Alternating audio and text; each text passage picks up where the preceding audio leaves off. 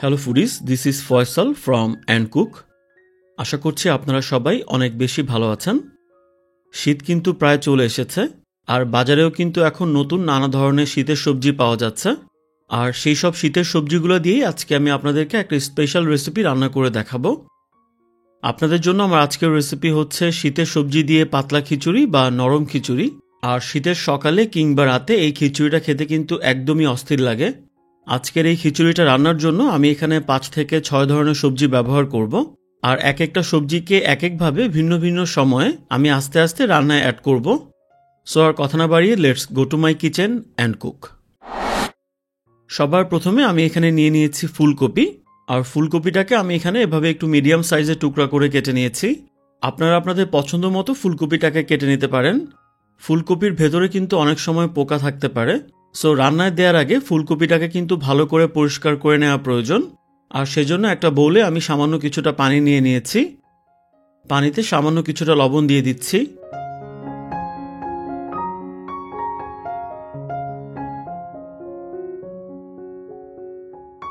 আর এই ফুলকপিগুলোকে প্রায় 10 থেকে 15 মিনিটের জন্য এই লবণ পানিতে ডুবিয়ে রাখতে হবে। এতে করে ফুলকপির ভেতরে যদি কোনো পোকামাকড় থাকে তাহলে তা এই লবণ পানির কারণে ফুলকপি থেকে বের হয়ে আসবে। আর 10-15 মিনিট পরে ফুলকপিটাকে ভালো করে পরিষ্কার পানি দিয়ে আবার ধুয়ে নিতে হবে। এবার আমি মূল রান্নায় চলে যাচ্ছি। সবার প্রথমে একটা হাঁড়িতে নিয়ে নিচ্ছি প্রায় 50 মিলিলিটারের মতো সয়াবিন তেল। আমি এখানে প্রায় 3 থেকে 4টা মিডিয়াম সাইজের আলুর খোসাটাকে ছাড়িয়ে নিয়ে একটু মিডিয়াম সাইজের টুকরা করে কেটে নিয়েছি। আর তেলটা যখন গরম হয়ে যাবে তখন আমি এই আলুগুলোকে এখানে ভেজে নিব। সামান্য পরিমাণ লবণ, হলুদের গুঁড়া আর কিছুটা মরিচের গুঁড়া অ্যাড করে দিচ্ছি। আর আলুটাকে আমি এমনভাবে ভেজে নিব যাতে করে আলুটা প্রায় 90% মতো রান্না হয়ে যায়। আর এই কাজটা করতে আমাদের প্রায় 5 থেকে 6 মিনিটের মতো সময় লাগবে। আলুটা ভাজা হয়ে গেছে। এবার আমি এটাকে তেল থেকে ছেঁকে তুলে নিচ্ছি।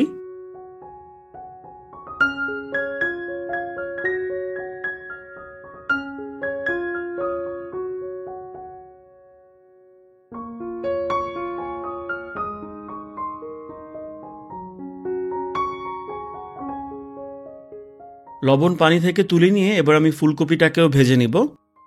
তবে তার আগে একবার পরিষ্কার পানি দিয়ে ফুলকপিটা আমি ধুয়ে নিচ্ছি।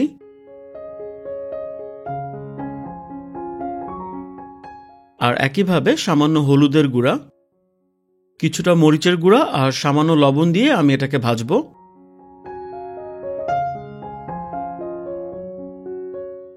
ফুলকপিটাকে এখানে প্রায় 2 থেকে 3 মিনিটের জন্য মিডিয়াম হিটে ভেজে নিতে হবে। ভাজা হয়ে গেছে। ফুলকপিগুলোকে তুলে নিচ্ছি।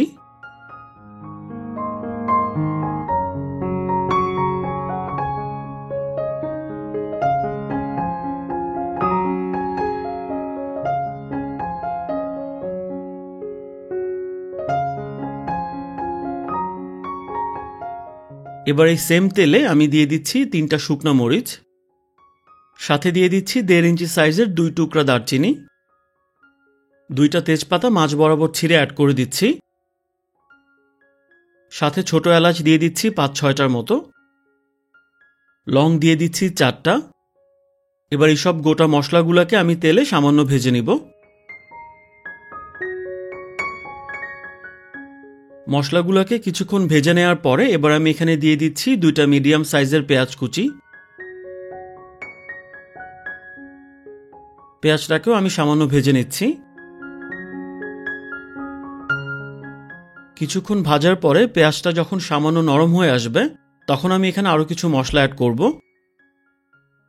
এখানে আছে 1 টেবিল চামচ আদা বাটা, আধা টেবিল চামচ আছে রসুন বাটা, জিরা গুঁড়া আছে আধা টেবিল চামচ, আধা টেবিল চামচ আছে ধনিয়ার গুঁড়া, আরও আছে 1 টেবিল চামচ হলুদের গুঁড়া আর আধা টেবিল চামচ মরিচের গুঁড়া, আর সবশেষে আছে 1 চা চামচের মতো গরম মশলা গুঁড়া।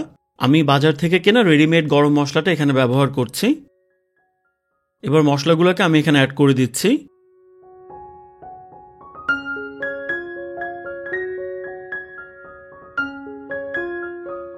মশলাটা ধুয়ে অল্প কিছুটা পানি অ্যাড করছি। এবার এই মশলাগুলোকে আমি তেলের মধ্যে সামান্য ভুনে নিব। আর এটাকে আমি ঠিক ততক্ষণ ভুনবো যতক্ষণ না পর্যন্ত মশলার যে কাঁচা গন্ধটা আছে সেটা পুরোপুরিভাবে না চলে যায়। মশলাটাকে আমি এখানে ভালো করে ভুনে নিয়েছি। এবার আমি খিচুড়ির জন্য চাল আর ডালটাকে এখানে অ্যাড করব। আর আজকের খিচুড়ি রান্নায় আমি প্রায় 1.5 কাপের মতো চিনি গুঁড়া পোলাওয়ের চাল ইউজ করছি। সাথে আছে আধা কাপ মুগ ডাল আর আধা কাপ মসুরের ডাল। আর এই মুগ ডালটাকে কিন্তু আমি ভেজে নেইনি। আর এখানে মোট 2.5 কাপের মতো চাল ডাল আছে। আর এই চাল ডালটাকে কিন্তু আমি রান্নার আগে ধুয়ে পানি ঝরাতে রেখে দিয়েছিলাম। আর এখন সেই চাল ডালটা আমি এখানে অ্যাড করে দিচ্ছি। এবার এই মশলার সাথে এই চাল ডালটা প্রায় 3 থেকে 4 মিনিট আমি ভুনে নিব।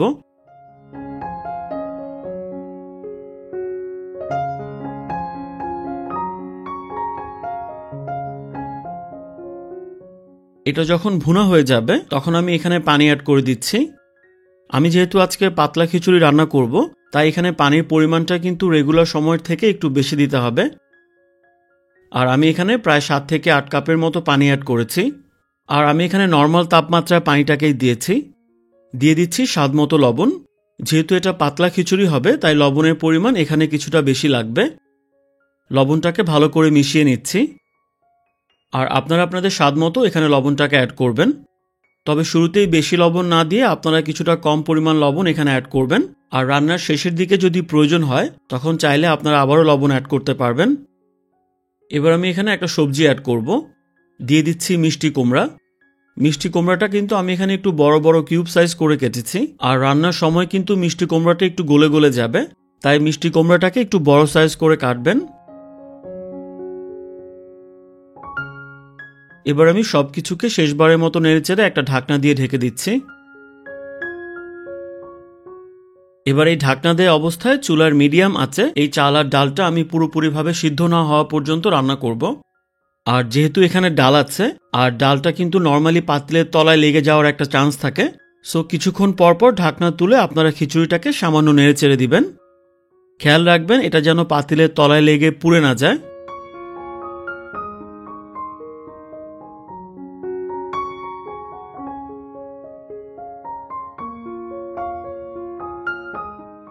বেশ কিছুক্ষণ ঢেকে রান্না করার পরে খিচুড়ির চাল আর ডালটা কিন্তু এখানে অলমোস্ট নরম হয়ে এসেছে। এবার আমি এখানে আরও কিছু সবজি অ্যাড করব। এবার আমি এখানে অ্যাড করছি একটা মিডিয়াম সাইজের গাজর। আর গাজরটাকে আমি এখানে একটু ছোট সাইজের ডাইস করে কেটে নিয়েছি। আর রান্নার শুরুতে যে আলু আর ফুলকপিটা আমি ভেজে রেখেছি সেগুলোকেও একে একে দিয়ে দিচ্ছি। সাথে দিয়ে দিচ্ছি 100 গ্রামের মতো মটরশুঁটি। আজকে আমি এখানে ক্যানের মটরশুঁটিটা ব্যবহার করছি। আর এটা কিন্তু প্রসেস বা সিদ্ধ করাই থাকে, সো এটাকে আমি একদম রান্নার শেষ পর্যায়ে দিয়েছি। তবে আপনারা যদি ফ্রেশ মটরশুঁটি রান্নায় ব্যবহার করেন তাহলে সেটা আপনার রান্নার মাঝামাঝি বা মিষ্টি কুমড়ার সাথে অ্যাড করবেন। এবার চুলার একদম লো আছে ঢেকে আমি এই খিচুড়িটাকে আরও 5 থেকে 6 মিনিটের জন্য রান্না করব।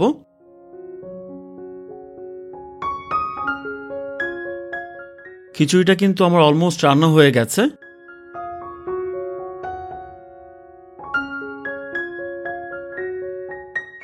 এবার আমি এখানে অ্যাড করে দিচ্ছি কিছুটা ধনেপাতা কুচি, সাথে কিছুটা পেঁয়াজের বেরেস্তা ছড়িয়ে দিচ্ছি, তবে এটা অপশনাল। দিয়ে দিচ্ছি 5-6টার মতো কাঁচামরিচ। এতে করে রান্নায় কাঁচামরিচের একটা সুন্দর ফ্লেভার আসবে। আর সব শেষে দিয়ে দিচ্ছি 2 টেবিল চামচের মতো ঘি। এই সবজি খিচুড়িতে আপনারা ঘিটাকে অবশ্যই ব্যবহার করার ট্রাই করবেন, তবে ঘি ছাড়াও এই রান্নাটা করা যাবে। তবে যদি ঘিটা ব্যবহার করা হয় খিচুড়ির স্বাদটা কিন্তু অনেক বেড়ে যায়। আমার রান্নাটা অলমোস্ট ডান। এবার আমি চুলাটাকে বন্ধ করে দিচ্ছি। আর এই খিচুড়িটাকে আমি এখানে প্রায় আরও 10 মিনিটের জন্য ঢেকে দমে রাখব। আর ঠিক 10 মিনিট পরে খিচুড়িটা কিন্তু একদম রেডি। এবার খিচুড়িটাকে গরম গরম সার্ভ করছি। আর দেখে নিশ্চয়ই বুঝতে পারছেন এটা খেতে কতটা মজার হবে।